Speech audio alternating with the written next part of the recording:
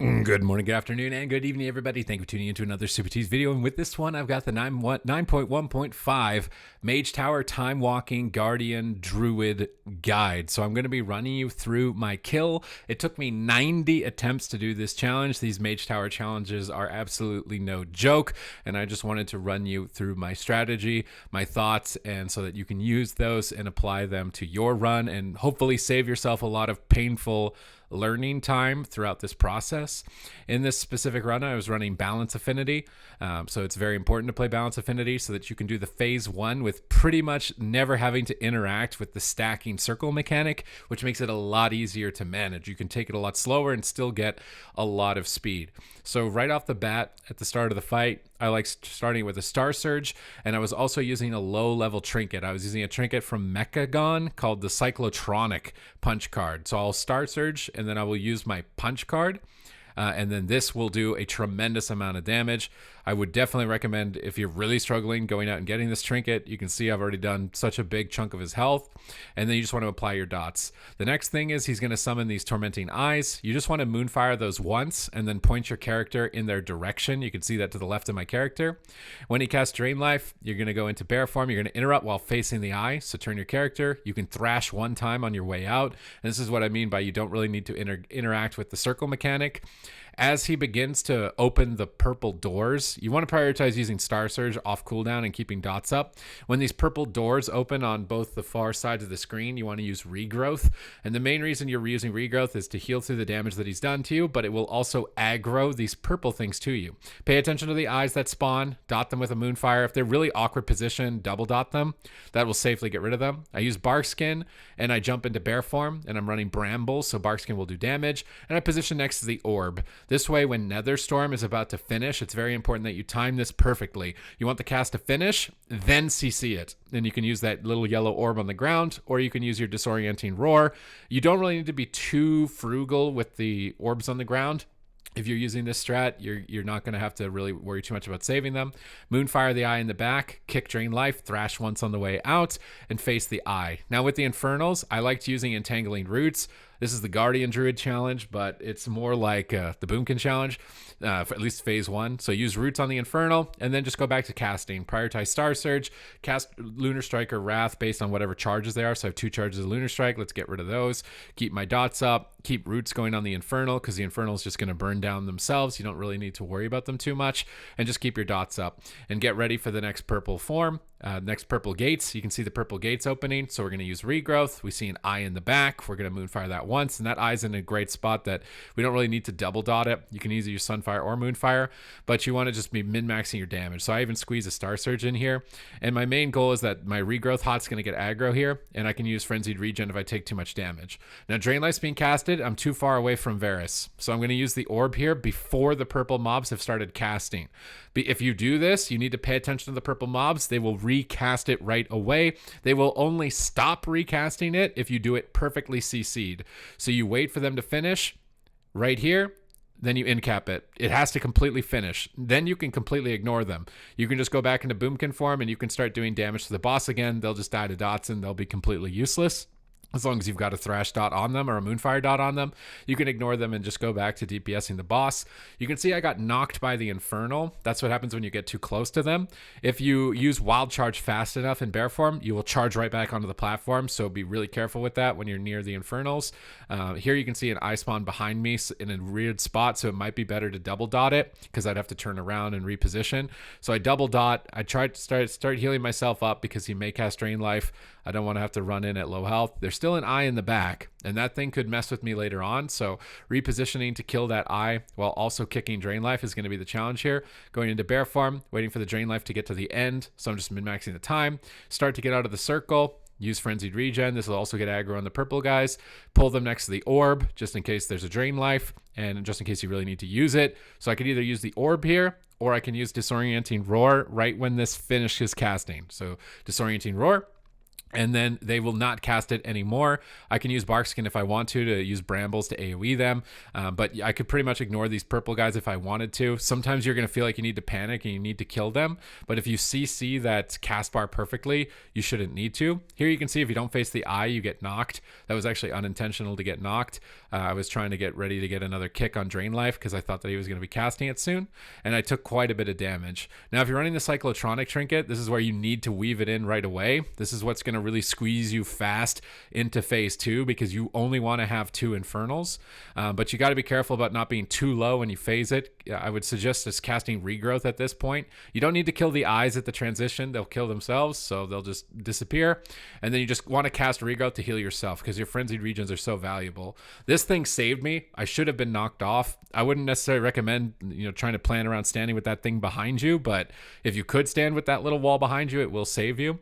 In phase 2, you just want to be doing as much damage as possible, pop all the consumables that you have built, and it's very important how you use your Iron Fur stacks here. So you want to Iron Fur stack up on his Annihilate. So I have 2 stacks of Iron Fur. That Annihilate does nothing. I can use Frenzy Regen, but you need to kick Twisting Reflection instantly after Annihilate. He will cast Twisting Reflection every time after Annihilate, and if you don't kick it, he heals to full and your run's done. It has to be kicked.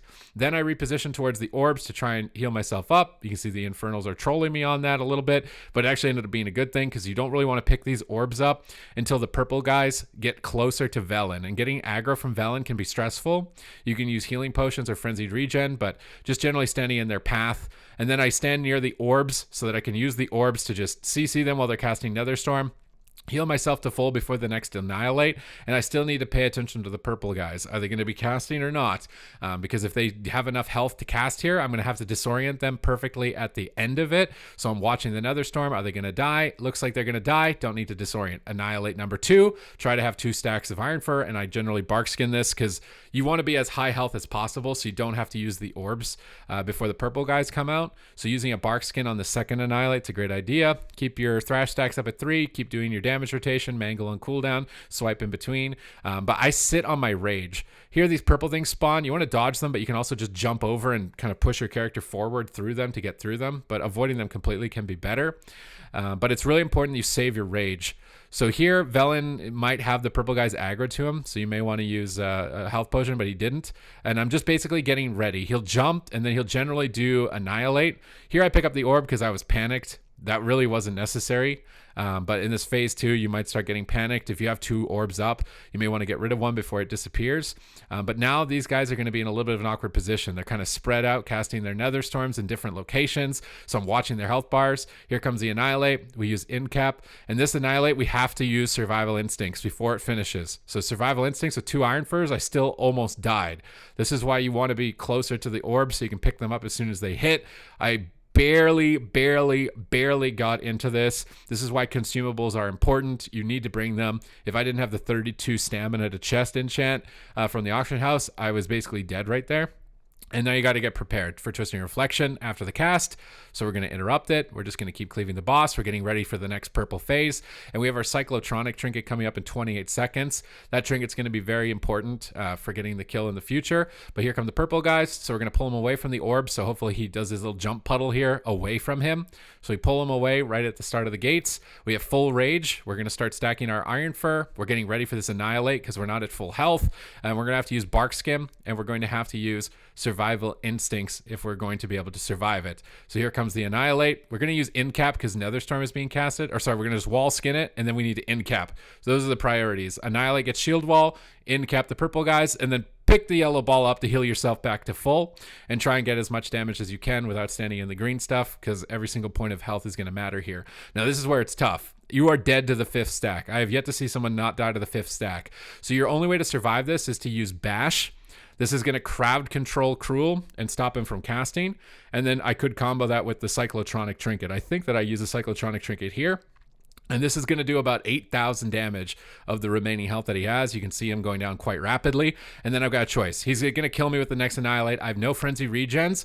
I'm just going to bash him. And I'm going to pray, basically, at this point that he dies because I have no other choice. I'm going to bash him, and I'm going to move towards the yellow orb.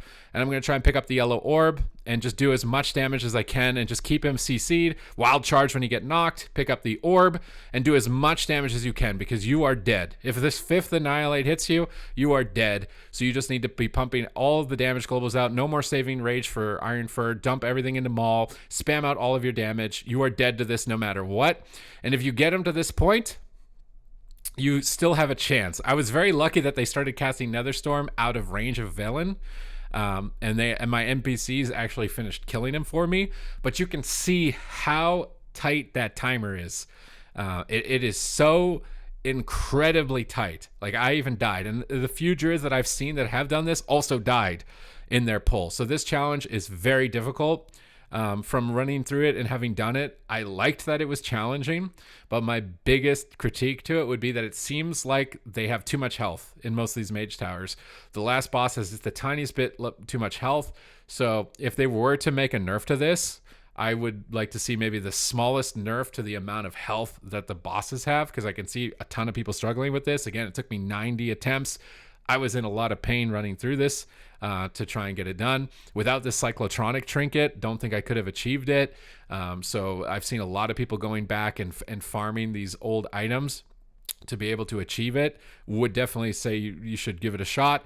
You want to be making sure you're getting maximum consumables. You're getting drums, you're getting potion, you're getting flask, you're getting augment runes, like any amount of extra stats that you're getting, because you need to just be slipping in the tiniest bit more damage to be able to actually hit the timer at the end. This was probably one of the most difficult things that I have done in the game in a very long time. I think I spent 11 hours. Maybe 11 and a half hours doing this. It was very stressful to go all the way through it, but I was finally able to do it, and I'm happy that I did it because the bear looks really, really cool. Other than that, I hope that you enjoyed the strategy guide here of my run through for the Mage Tower. I hope that it helps you in your pursuit of the fell werebear. But until next time, I will see you in the next video. Thank you very much for watching.